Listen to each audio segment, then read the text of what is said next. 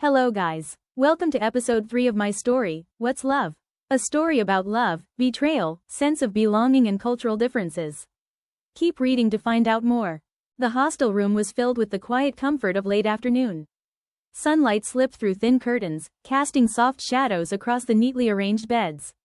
Rose sat cross-legged on hers, a container of lunch balanced on the table, with Sheena sitting right next to her, happily enjoying her meal. "I'm telling you, Rose," Sheena said smiling. He smiled at me. "Not the polite kind. The kind that makes you forget how to breathe." Rose laughed, shaking her head. "Your face says it all. You're completely gone." "I can't help it," Sheena groaned, covering her cheeks. "He's Japanese. Tall, quiet, and ridiculously handsome." Rose smiled, but it slowly faded into something thoughtful. "If only I could have a crush like that," she murmured. "My life hasn't really allowed for things like that." Sheena turned to her. "What do you mean?" Rose hesitated, then spoke softly. "I'm from Nigeria. Growing up, my parents were very strict. Everything had to be perfect: grades, behavior, discipline." She stared at her food without appetite. "I was under constant pressure to be the best. Most of my teenage years were spent studying, trying to live up to expectations." She gave a small, sad smile. "I never really had a life. No freedom, no mistakes." Sheena's expression softened. "Rose, I'm really sorry." She shook her head. "All that pressure just to prepare you for the future, but it feels like they took the most important years of your life. Once those moments are gone, you can't get them back." Rose nodded quietly. "It's kind of the opposite for me," Sheena continued after a pause. "I grew up with foster parents. My biological mother gave me up for adoption when I was 3. She let out a breath. She said she wanted me to have the life she never could."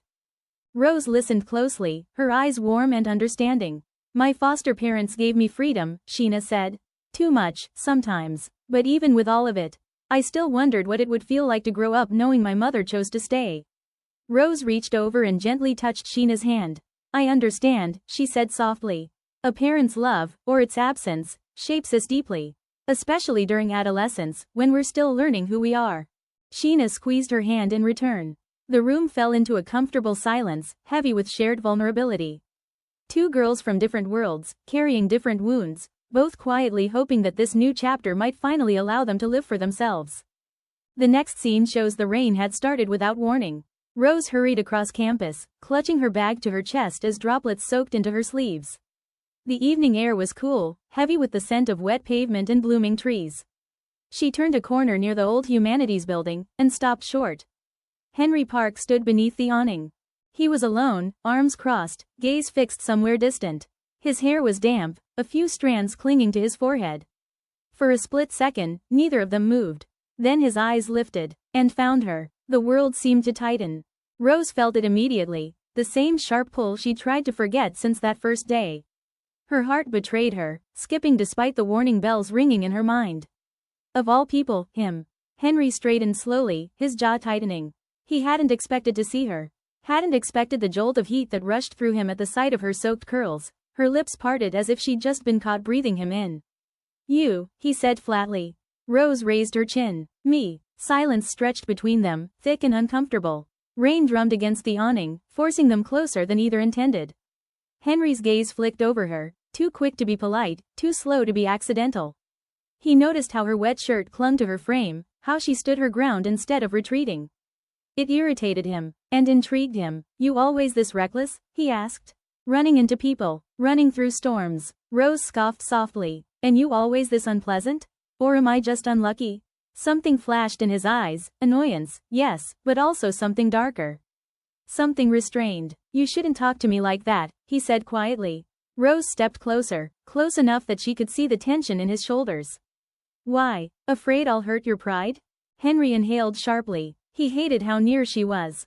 Hated how her presence unsettled him. Hated how badly he wanted to say her name. "Stay away from me," he muttered. Rose searched his face, her voice softening despite herself.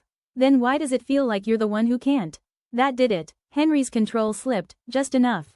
His hand shot out, gripping her wrist, stopping her from stepping back as thunder rolled in the distance. The contact sent a shock through both of them. For a moment, they were frozen. Rose's breath caught. She should have pulled away. She didn't. Henry stared down at her hand in his, as if realizing too late what he'd done. Slowly, he loosened his grip, but didn't let go. You don't know what you're doing, he said, his voice low. You don't know me. Rose met his gaze, her pulse loud in her ears. Then tell me, she whispered. Or let me decide for myself. Their faces were inches apart now. Close enough to feel each other's breath. Close enough that one more step would ruin everything, or change it forever. Henry released her abruptly, stepping back as if burned. Go, he said. Rose hesitated, disappointment flickering across her face. Then she nodded once and turned away, disappearing into the rain.